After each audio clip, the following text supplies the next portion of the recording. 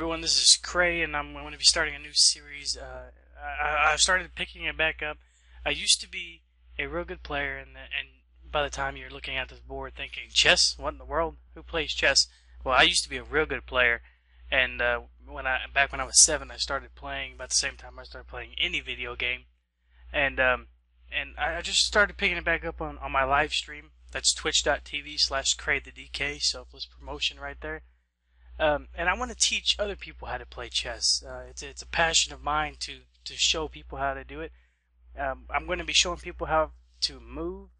If you've never even played chess or seen chess before, all the way up until theory, openings, middle game, end game, and all that good stuff. So let's get right into it right now. The most important piece on your chessboard, most people, if you've ever heard of chess, might say the queen, but it's not. In fact, it's the king. It is this piece right here on E1. If you look at A, B, C, D, E, F, G, H, and then the files are 1, 2, 3, 4, 5, 6, 7, and 8. It's to help find out which direction it's going. This one right here that I have my mouse over is the king. It is the most important piece. Your object is to not allow the king to be put in any danger. The second most important piece would be your queen, which is the one right next to it to the left. It's on D1, and I'm getting a tweet. Speaking of tweets, you can go to twitter.com/@kraykin to get all of the information when I go live or have a new video. Back to the game. Then the third most important piece are the rooks, which are an A1 and H1, the ones that look like a castle. What we call the minor pieces, depending on how you play, it doesn't really matter which one actually is the best. The bishop and the knight are the next pieces, and then the last, finally, is the pawn, which are not to be underestimated. Now, how to move them? You cannot start out with just any piece. You have to start out with pawns. You can't have pieces jumping over pieces. The only ones that can do that are the knights. So your pawns can go up two and 1 spaces, and and we're just going to play just a simple opening right here like this.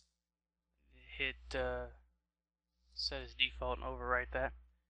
And then, I'm just going to mirror it on the black side. Now, the knight is the horse.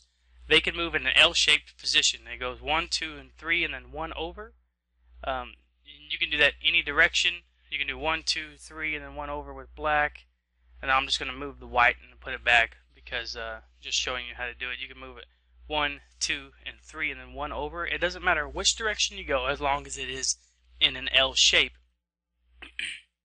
So we're going to take this pawn right here because it's not letting me move just whatever I want. Then we have the bishops. The bishops can move anywhere they want as long as it's on the corresponding color. For instance, this black bishop is on the white color at C8. It can move however far it wants or however little it wants as long as it's on that same color. The same thing goes with black. We're going to put it right there. That's not something you would actually do in a game. I'm just showing you how to do it.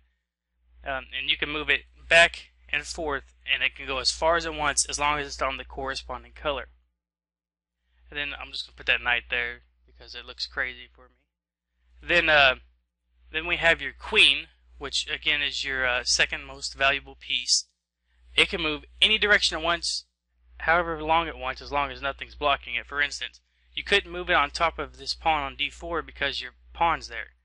You could move it to D3, or you could move it to E1. It doesn't matter. You can move it however far you want and whichever direction you want as long as there's nothing in the way. Then I'm going to move this queen up, and I'm going to castle so we can get to the rooks and allow those to move.